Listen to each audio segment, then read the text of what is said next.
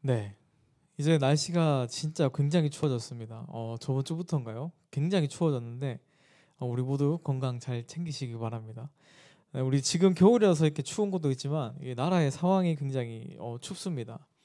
여러 가지 말은 못하지만 굉장히 힘든 상황 가운데 있는데 이럴 때일수록 더 하나님을 찾고 우리가 어떻게 그리스도인들은 어떻게 살아야 되는지 우리 하나님께 지혜를 구하는 그런 시간이 되기를 소망합니다.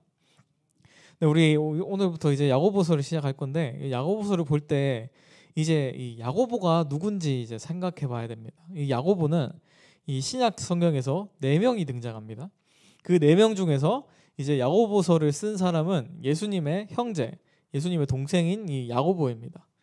당연하죠. 예수님의 첫째니까. 네, 예수님의 동생일 겁니다. 네, 그래서 요한복음에서는 이 예수님의 형제들이라는 표현을 통해서 이 야고보를 잠깐 등장시킵니다. 이 요한복음 7장 4절에 보시면 짧으니까 제가 읽겠습니다. 그냥 요한복음 7장 5절에 보시면 이는 그 형제들까지도 예수를 믿지 아니함이로라 이렇게 등장합니다. 이 예수님께서 예수님과 예수님의 형제들의 대화에서 요한복음 기자는 형제들까지도 예수님을 믿지 않았다 이렇게 얘기합니다. 이 형제들과 대화를 하기 전에 무슨 일이 있었냐면 오병이어 사건이 있었습니다. 그 사건으로 인해서 예수님은 바다 건너로 가셨고 이 오병이어 사건 그 기적을 본 사람들은 예수님을 막 찾아다녔습니다. 그래서 배가 이렇게 한 척만 남은 걸 보고 이제 예수님을 따라 찾으러 이제 가게 됩니다. 그래서 예수님을 찾다가 이제 발견을 했는데 이제 예수님을 찾아온 이 무리들을 보고 예수님께서 이렇게 말씀하십니다.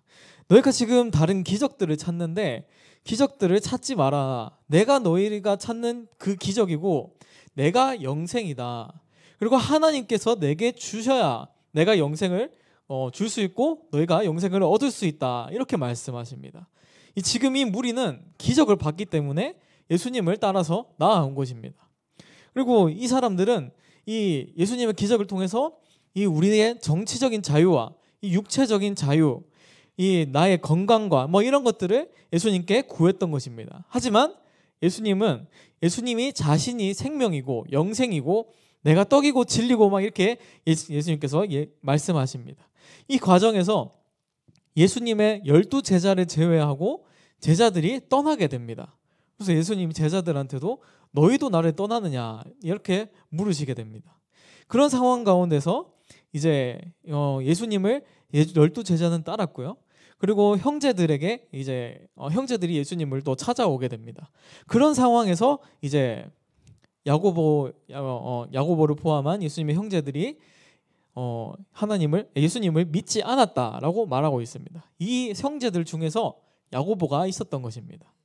우리 야고보의 심정을 한번 생각해 볼까요?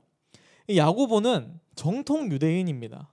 유다 지파였고 그리고 아버지와 어머니의 계보를 보면 알 수 있듯이 굉장히 뿌리가 깊은 유대인입니다. 그런 유대인의 입장에서 보면 이 예수님은 굉장히 이상한 사람인 것입니다. 본인들이 계속해서 유대인들이 예수님을 죽이려고 하죠. 그래서 이제 7장에도 보면 예수님을 죽이려고 하는 그런 상황들이 나오는데 야고보가 아무리 예수님이 좀 이상하다 해도 죽이려고까지는 하진 않지만 굉장히 마음에 들지 않았던 그런 것들을 우리가 알 수 있습니다. 야고보 입장에서 생각해 보면 본인이 봤던 예수님은 나의 형제고 내가 같은 교육을 받고 같은 밥을 먹었던 그런 사람인데 갑자기 예수님이 자신이 떡이고 생명이고 하나님이 나한테 보내야 그 사람이 영생을 얻을 수 있다 이렇게 이야기하는 것입니다. 야고보의 입장에서는 굉장히 이상한 사람이고 조금 치료가 필요하다라고 생각했을 수 있습니다. 이런 잠깐의 요한복음에서 언급이 끝나고 이 예수님의 사역 속에서는 야고보를 볼 수가 없습니다. 그러면 야고보는 언제 다시 등장할까요? 다들 아시는 것처럼 이 야고보는 사도행전에서 등장하게 됩니다. 우리 고린도전서 15장 7절에 보시면 바울이 이 예수님의 부활에 대해서 이야기하는데요. 예수님께서 부활하시고 제자들에게 보였다고 이렇게 말합니다. 그리고 또 야고보에게 보였다고 예수님께서 이 바울이 이야기해요. 예수님께서 제자들에게 보이시고 야고보에게도 보이셨다고 이렇게 기록합니다.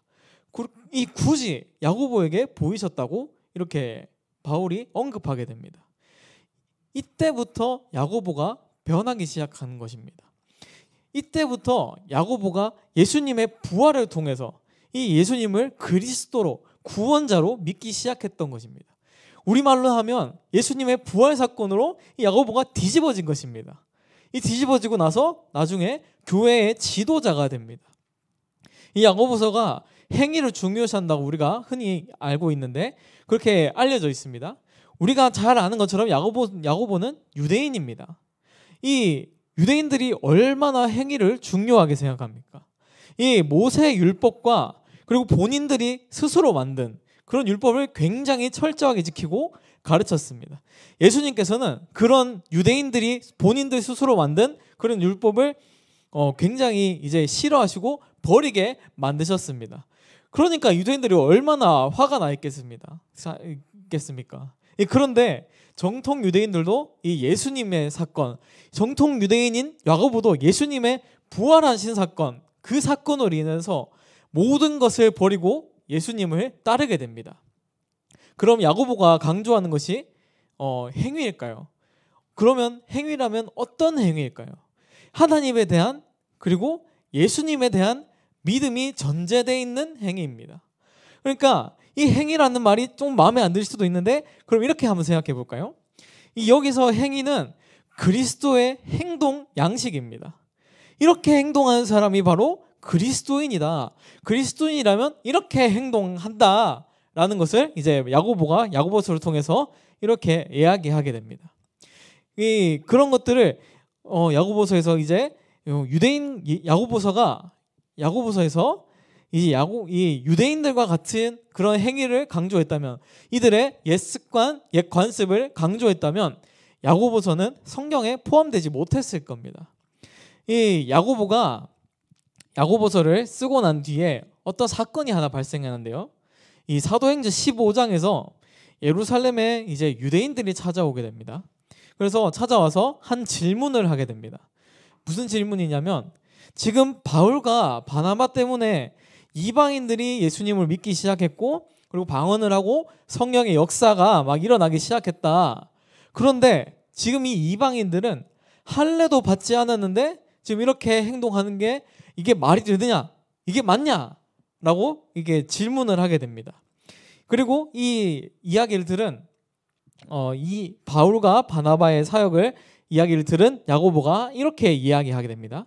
지금 이방인들에게 일어난 이 일들, 이것들은 다 선지자들이 예전에 이야기했던 것들이다. 전혀 이상하지 않다. 다만 그 이방인들이 자신들이 원래 가지고 있었던 제사, 이 우상을 섬기는 이것들을 모두 버리게 해야 된다. 이렇게 이야기합니다. 지금 예수님께서 하셨던 그런 사역들, 그런 것들을 지금 야고보가 이야기하고 있는 것입니다. 예수님께서 나를 통해서 하나님께로 갈 수 있다라고 하셨던 것들, 이 이방인이나 유대인들이나 다 예수님을 통해서 하나님께 갈 수 있다는 것들, 그런 것들을 지금 야고보가 이야기하고 있는 것입니다. 그런 정통 유대인인 야고보가 유대인들에게 가르치고 있는 것입니다. 네, 이 야고보가 예수님의 부활을 보고 예수님을 만나서 바뀐 이후로 그리스도인들은 도대체 어떻게 살아야 되는가에 대해서 고민을 굉장히 많이 했던 것 같습니다. 이 예수님을 만난 사람도, 예수님을 만나서 예수님의 그런 기적들을 본 사람들도 이 행동이 바뀌지 않는 것을 야고보가 봤습니다. 그리고 유대인들이 예수님을 믿는다고 해도, 예수님께 이제 예수님을 통해서 구원을 받았다고 하면서도 이전의 습관들과 그런 관행들을 버리지 못하고 이방인들을 무시하는 그런 문제를 봤을 때 이 문제를 이 그리스도인들은 어떻게 살아야 되는가라는 것을 가르쳐야 한다고 생각한 것입니다. 그래서 오늘 본문 1절을 보면 이렇게 시작합니다. 하나님과 우리 같이 본문 1절을 같이 한번 읽어볼까요? 야고보서 1장 1절입니다. 준비 시작. 하나님과 주 예수 그리스도의 종 야고보는 흩어져 있는 12지파에게 문안하노라. 네, 지금 야고보의 정체성은 예수님이 이때까지 야고보는 예수님이 마음에 들리지 않는 형제였습니다. 그런데 지금 어떤 정체성을 가졌다고 말합니까? 하나님과 누구의 종입니까? 주 예수 그리스도의 종입니다. 이 주 예수 그리스도의 종이라는 말을 통해서 야고보가 완전히 새 사람이 되었고, 본인이 가지고 있던 예수님에 대한 선지식, 원래 가지고 있던 생각, 형제라는 그 사실을 완전히 버렸다는 그런 의미입니다. 예수님의 부활하신 사건, 그 사건을 통해서 야고보가 완전히 바뀌어졌고, 예수님께서 하신 그 사역들이 진짜 하나님의 아들의 사역이었구나라는 것을 이 야고보가 깨닫게 된 것입니다. 이 만약에 이런 관습들, 이런 생각들, 예수님에 대한 그런 생각을 버리지 못했다면 이 야고보가 이렇게 야고보서를 쓸 수도 없었고, 만약에 그 관습대로 야고보서를 썼다면 야고보서가 성경에 기록되지도 못했을 것입니다. 그러니까 그런 야고보는 이 예수님을 주인이라고 고백하면서 유대인들에게 이제 편지를 하고 있는 것입니다. 정통 유대인인 야고보가 유대인들에게 편지를 쓰고 있습니다. 이 유대인들은 막 흩어져 있고요. 그리고 포로로 끌려간 유대인들이 많았습니다. 자기가 원하지 않는 타지 생활을 하는 유대인 기독교인들에게 위로와 권면을 하는 편지를 하고 있는 것입니다. 그런 힘든 상황에 있는 유대인 그리스도인들에게 가장 처음 권면하는 것이 바로 시험을 기쁘게 생각하라라는 것입니다. 우리가 한 가지 놓치지 말아야 되는 사실은, 예수님이 오시기 전에도 그렇고 예수님이 오셔서도 그렇고 예수님이 부활하시고 하늘로 올라가셔도 그렇고, 이 유대인들의 상황, 이스라엘의 상황은, 그리스도인들의 상황은 전혀 나아지지 않았습니다. 이 상황 자체는 좋아지지 않았습니다. 예수님께서 부활하셔도 그 상황은 같았고 오히려 더 힘들어졌습니다. 그런데 우리는 사도행전에서 이 말씀이 흥왕하였다, 그런 사실을 보면서 이들이 고난 가운데 있었다는 사실을 굉장히 잊을 때가 많습니다. 왜 잊을까요? 우리가 그것을 왜 그렇게 생각하게 될까요? 우리의 잘못이 아닙니다. 이들의 잘못입니다. 왜 이들이 힘든 상황인데 힘든 상황이라고 보지 못할까요? 이들이 기뻐했기 때문입니다. 물론 이 고난을 기뻐했기 때문에 이들이 전혀 그런 상황들이 문제가 되지 않았던 것입니다. 물론 베드로가 막 감옥에 가고 막 이럴 때 이 베드로를 위해서 기도하고 막 그랬습니다. 그래서 성도들이 막 기도했습니다. 그런데 그 기도는 베드로 자체 그 사람을 위한 것도 있지만, 그것보다 복음이 전파되는 것, 그것이 방해될까봐, 그것이 중단될까봐 걱정하는 그런 기도였습니다. 이들에게 가장 중요했던 것은 복음이 전해지는 문제였습니다. 복음이 들어가지 않을까봐 이들의 행동을 조심했고, 그리고 복음을 전하기 위해서 기도하고, 그리고 서로의 재산을 통용하고 같이 쓰고 그렇게 했던 것입니다. 이 당시에 모든 그리스도인들은 처형 위기에 놓여 있었습니다. 이제 모든 그리스도인이 각자가 다 시한폭탄인 것입니다. 그런데 이들은 전혀 아무 문제가 없어 보입니다. 심지어 환경의 문제보다 복음을 위해서 기도했습니다. 그렇게 할 수 있었던 이유는 이 고난과 시험을 기뻐했기 때문입니다. 이 신앙을 야고보가 지금 말하고 있는 것입니다. 2절을 우리가 다시 보면, 2절을 다시 해석하면 이렇게 됩니다. 형제들아, 너희가 만약 잡다한 역경들을 만난다면 많은 기쁨으로 여겨라, 이렇게 말하고 있는 것입니다. 온갖 시험, 온갖 고난, 온갖 역경들이 이거를 많은 기쁨이라고 여겨라, 생각해라, 이렇게 이야기하는 것입니다. 그리고 3절에 이렇게 이야기합니다. 이 믿음의 시련이 인내를 만들어낸다라고 말합니다. 이 믿음의 시련은 믿음을 위한 시련입니다. 이 믿음을 위한 시련은 인내를 만든다고 말하는 것입니다. 이 시련이 어떻게 이 시련이 인내를 만드는 줄 믿으십니까? 우리 모두 알고 있습니다. 시련은 인내를 만든다는 것을. 그러면 이 시련은 이런 시련을 통한 인내는 어떤 유익이 있을까요? 그 유익이 4절부터 등장하게 됩니다. 우리 힘을 내서 4절 같이 한번 읽어볼까요? 1장 4절입니다. 준비 시작. 인내를 온전히 이루라. 이는 너희로 온전하고 구비하여 조금도 부족함이 없게 하려 함이라.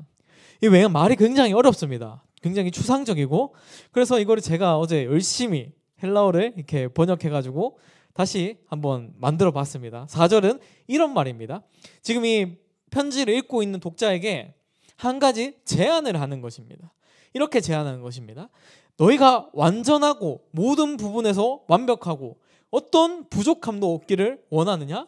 그러면 온전한 행위인 인내를 소유해라. 이렇게 제안하고 있습니다. 너희가 완전하고 싶냐? 온전하고 싶냐? 아무것도 부족함이 없고 싶냐? 그러면 인내해라. 그 인내는 온전하다. 그것을 너희가 가져라 라는 뜻입니다. 너희 힘들지. 근데 그 힘든 상황 이겨낼 방법을 알려줄게. 그게 뭐냐면 온전한 행위인 인내다. 이렇게 하고 있는 것입니다. 인내하면 무엇이 완전해지고 완벽해지느냐? 우리의 믿음이 완벽해집니다. 우리의 믿음이 완전해집니다.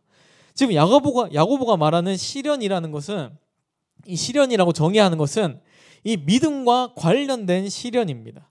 이 믿음은 바로 우리의 구원과 관련된, 구원과 직결된 믿음입니다. 이 온전한 행위인 인내를 통해서 나의 구원이 완전해지고 결함 없이 완벽해지는 그런 일이 이루어진다는 것입니다.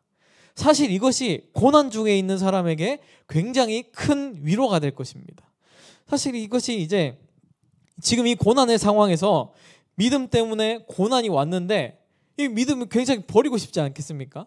이 믿음을 포기하면 그냥 다 편해지고 모든 것이 완벽해지는데 이 고난을 인내하면 나의 구원이 완전해지고 완벽해진다는 것, 그것을 안다면, 이 믿음, 이 인내를 통해서 내 구원이 완전해진다는 것을 깨닫고 이것을 안다면 우리는 이 인내할 힘이 생긴다는 것입니다. 나의 구원이 완벽해지기 위해서 이 시련을 기뻐할 수 있는 것입니다. 우리가 아까 사도행전 15장에서 예루살렘에서 이제 회의가 있었다고 말씀드렸는데요. 그 회의가 있기 전에 무슨 일이 있었는지 아십니까? 헤롯 왕이 이게 해가닥 해가지고요, 이 기독교인들을 다 잡아 죽이겠다는 것입니다. 그렇게 선언을 하고 이제 예수님의 제자였던 야고보가 칼로 죽었습니다. 그런 상황에서 이들이 어떻게 선언하고 어떻게 행동했습니까? 그런 상황에서 이 사람들은 이방인들에게 복음이 전해졌다는 것, 그 이야기를 듣게 됩니다. 그리고 그 일로 이들이 기뻐하게 됩니다. 지금 야고보가 그 헤롯 왕으로 인해서 기독교인들이 지금 죽고 있고 야고보가 죽었는데 지금 거기에 대해서 생각하지 않고 지금 이방인들에게 복음이 전해졌다는 것, 이방인들이 성령을 받고 방언을 하고 그런 일들이 일어났다는 것에 대해서 기뻐하고 있는 것입니다. 이 상황이 이해가 되십니까? 지금 이들은 그런 고난을 기뻐하고 있는 것입니다.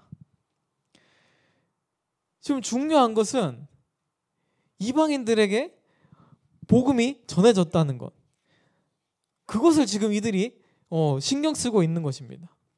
이 인내를 통해서 이 구원이 완전해진다는 이 사실을 믿지 않았다면 이들은 절대 이렇게 행동할 수 없었을 것입니다. 그 온전한 인내, 다시 말해서 흠이 없는 인내, 완벽한 인내를 우리가 어떻게 할 수 있을까요? 그에 대한 대답을 이제 5절부터 말하기 시작합니다. 이제 제일 중요한 전제는 내 힘으로 할 수 없다는 것입니다. 그래서 5절에서 이렇게 말합니다. 우리 5절 제가 읽겠습니다. 너희 중에 누구든지 지혜가 부족하거든 모든 사람에게 후히 주시고 꾸짖지 아니하시는 하나님께 구하라. 그리하면 주시리라. 우리 모두 좋아하는 말씀이죠. 이 야고보가 이 지혜를 구하라고 말하는 이유는 인내에 필요한 지혜를 구하라는 것입니다. 이 모든 일에는 방법이 있습니다. 음료수를 마시기 위해서는 병에 뚜껑을 따서 마셔야 됩니다. 다들 인정하시죠? 이 뚜껑을 따서 마셔야 쉽게 마실 수 있습니다. 그런 것처럼 이 인내는 방법이 있습니다. 그 인내 상황 그 실현 상황마다 방법이 있습니다. 그 방법을 하나님께서 아십니다. 하나님께 지혜를 구해야 그 인내를 완벽하게 이룰 수 있는 것입니다. 이 병뚜껑을 따지 않고 병에 이제 밑에 구멍을 내서 이렇게 한다거나 가위로 이렇게 밑에를 잘라서 마신다거나 그러면 음료수를 어떻게든 마실 수는 있습니다. 하지만 그게 얼마나 미련한 방법인지 모릅니다.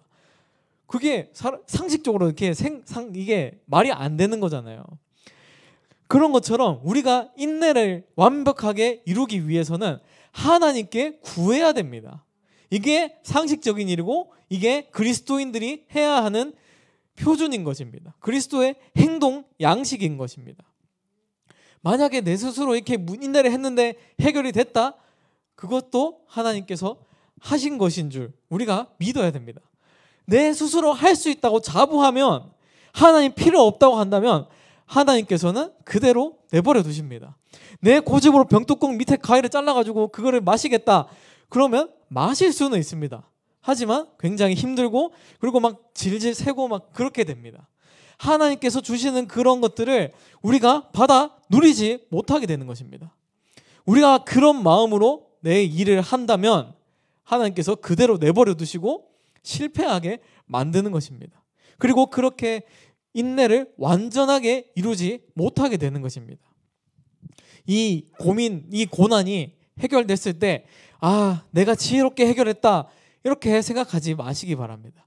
모든 지혜의 근원은 하나님이십니다. 나를 창조하셨고 나에게 지혜를 이미 주셨습니다. 그리고 최소한의 지혜를 우리에게, 인간에게 주셨고 하나님께서는 나머지 지혜도 우리에게 주시기 원하십니다. 그래서 하나님께서는 후히 주시고 꾸짖지 아니하신다고 말씀하시는 겁니다. 그래서 하나님께 구하라고 하나님이 말씀하시는 것입니다. 이 지혜를 구했으면 어떻게 해야 됩니까? 믿어야 됩니다. 이 모든 기도가 그렇듯이 구했으면 믿어야 됩니다. 이상한 게 아니면 막 강남 아파트 하나님 이런 게 아니라면 우리는 믿어야 됩니다. 이렇게 믿지 않는 사람들에게 이렇게 이야기합니다. 우리 6절 7절 같이 읽어볼까요? 6절 7절 같이 읽습니다. 준비 시작. 오직 믿음으로 구하고 조금도 의심하지 말라. 의심하는 자는 마치 바람에 밀려 요동하는 바다 물결 같으니 이런 사람은 무엇이든지 주께 얻기를 생각하지 말라. 하나님께서는 지혜를 구하면 분명히 주신다고 하셨습니다. 그것을 구했으면 의심하지 말라는 것입니다. 다시 말해서 우리가 구해야 하는 다시 한번 우리가 구해야 하는 대상을 생각해 봅시다. 우리 절대 오해하면 안 됩니다. 하나님 강남 아파트 주실 줄 믿습니다. 이거 아닙니다. 물론 인간적으로 강남 아파트 주시면 굉장히 좋죠. 하나님께서 필요하시면 강남 아파트 주실 줄 믿습니다. 설교에서 이런 부분만 잘라서 들으시면 안 되는 줄 믿습니다. 네. 하지만 우리가 구해야 하는 것은 고난의 상황, 이 상황을 기뻐하게 만드는 그 인내, 그 완전한 인내를 하기 위한 지혜를 우리가 구해야 됩니다. 우리는 지혜를 구해야 됩니다. 이 지혜를 구했으면 그대로 믿어야 됩니다. 지혜를 구했는데 하나님 나에게 지혜를 주신 것 같지 않다? 하나님 지혜가 안 보인다? 그거는 내 생각입니다. 하나님께서 나에게 생각을 넣어주실 수 있고 하나님께서 나에게 말씀을 주실 수도 있고 하나님께서 침묵하실 수도 있습니다. 왜요? 하나님이시니까요. 하나님의 뜻이 그렇다면 그게 하나님의 뜻인 것입니다. 우리가 무슨 말을 할 수 있겠습니까? 우리가 구하면 하나님께서 주십니다. 그것은 변하지 않는 진리입니다. 근데 그게 내 기준으로 지혜가 오지 않았다? 그렇게 말할 수 없는 것입니다. 기다리는 것도 하나님의 지혜일 수 있습니다.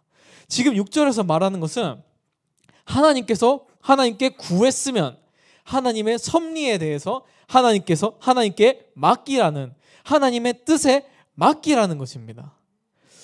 이거 하나님의 지혜 안 온 것 같은데, 그게 지혜가 안 온 것인 줄 우리가 어떻게 판별할 수 있겠습니까?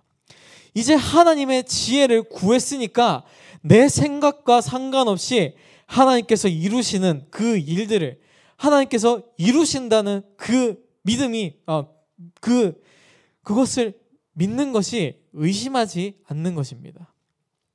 6절에서 이 의심하는 사람들은 어떻게 한다고 말합니까? 바람에 밀려 요동하는 바다 물결 같다고 이렇게 이야기합니다. 굉장히 시적인 표현인데요. 맡기고 믿지 않는다면 바다의 물결같이 이렇게 막 흔들리게 되는 것입니다. 이거보다 큰 시련이 없습니다. 이 엄청 지금 힘들고 막 초조하고, 그런데 지금 시련 가운데 있는데 그런 지혜를, 하나님께서 하시는 일들을 믿지 않는다? 그럼 굉장히 불안하고 더 초조하고 막 갈팡질팡하게 되는 것입니다. 이런 사람은 하나님의 섭리를 믿지 못하는 사람인 것입니다. 이런 사람을 이제 8절에서 이렇게 표현합니다. 두 마음을 품어 모든 일에 정함이 없는 자로다 라고 말합니다. 조금 더 정확하게 말하자면 이런 사람들은 모든 길에서 두 마음을 품고 모든 길이 변덕스럽다라는 것입니다. 네, 제가 한번 표현해 보겠습니다. 이 길로 하나님께서 정해주셨다고 이제 믿습니다. 하나님께서 지혜를 주셨습니다. 그래서 이 길로 가기로 마음을 먹었습니다. 근데 저 길인 것 같습니다. 그래서 다시 돌아와서 저 길로 가게 됩니다. 굉장히 변덕스럽고 이 길 아닌 것 같은데, 하나님 내가 이 길로 터겠습니다. 하나님 지혜 주셔서 이 길로 가겠습니다 했는데 하나님 여기 아닌 것 같습니다. 저 길로 가겠습니다. 이러면 하나님 좀 짜증나지 않을까요? 인간인 사람도 그렇게 하면 짜증납니다. 하나님께 구했고 하나님을 믿는다면 그렇게 하면 안 된다는 것입니다. 진짜 조금의 의심이라도 있으면 갈팡질팡하게 되어 있는 게 인간입니다. 그래서 우리는 하나님의 섭리를 믿고 온전한 인내를 이뤄야 합니다. 그럴 때 우리가 시련을 기뻐할 수 있는 것입니다. 우리는 하나님께 믿음으로 지혜를 구했으면 하나님의 섭리를 따르면 됩니다. 그것을 믿으면 됩니다. 그것이 하나님의 지혜, 즉 하나님의 섭리를 믿는 삶입니다. 내가 역경을 겪다가 죽게 되더라도 그것이 하나님의 뜻인 줄 믿는 것이 진짜 믿음입니다. 그 믿음을 가지고 하나님께 구하면 하나님께서 인내할 수 있는 지혜를 주십니다. 그럼 모든 일의 근원 되시고 모든 지혜의 원천이신 그 하나님을 믿음으로 의지해서, 이 믿음으로 내게 주어진, 우리 나라에 주어진 이런 고난을 인내하는 우리 모두가 되기를 소망합니다.